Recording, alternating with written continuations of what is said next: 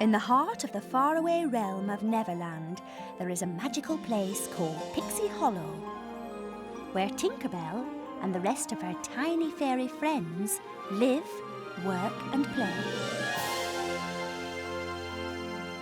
Let's take a look inside and begin the story of Fira's perfect tea party.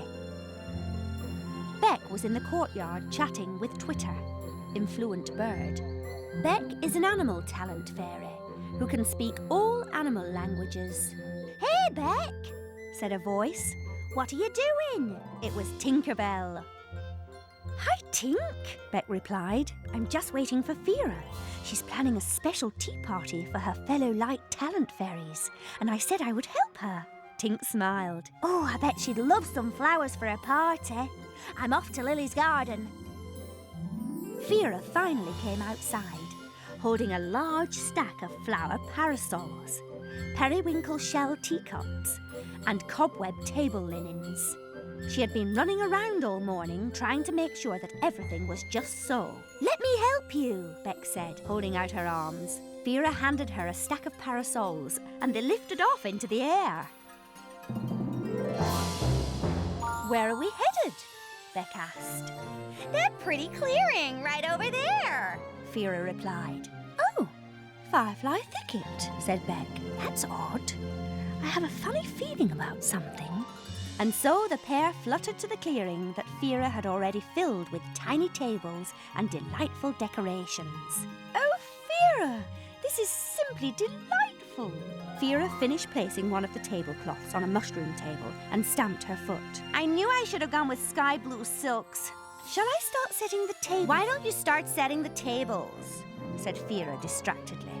Once she'd set the tables, Beck had that odd feeling again, but this time it was much stronger. Suddenly her eyes flew open and she knew what was wrong. "Fira, we've got to move everything right away," she shouted. "Not now, Beck. I'm in the middle of something."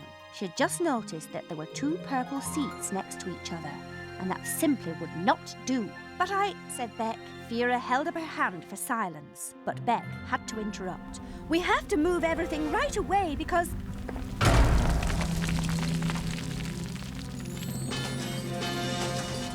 "This is where Grandfather Mole is headed. He's terribly nearsighted and can't see a thing," Beck finished, as the elderly mole squinted blindly at the two of them. Fira turned to Beck. "Why didn't you say something?" Beck smiled at her. "I was trying to, but you weren't listening." "Oh, Beck, you're right. I haven't been paying attention to a word you said. I'd fly backwards if I could." Beck smiled at the fairy apology. "No need, Fira." Fira took a look around. "This is a mess. My guests are just about to arrive. What am I going to do?"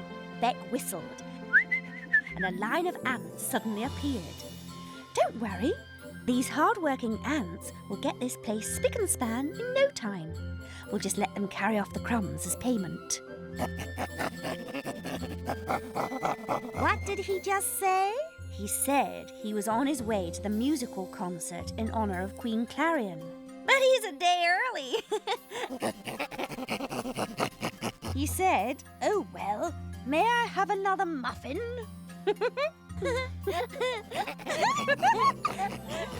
And that is the story of Fira's perfect tea party. Now show the fairies that you believe by clapping your hands.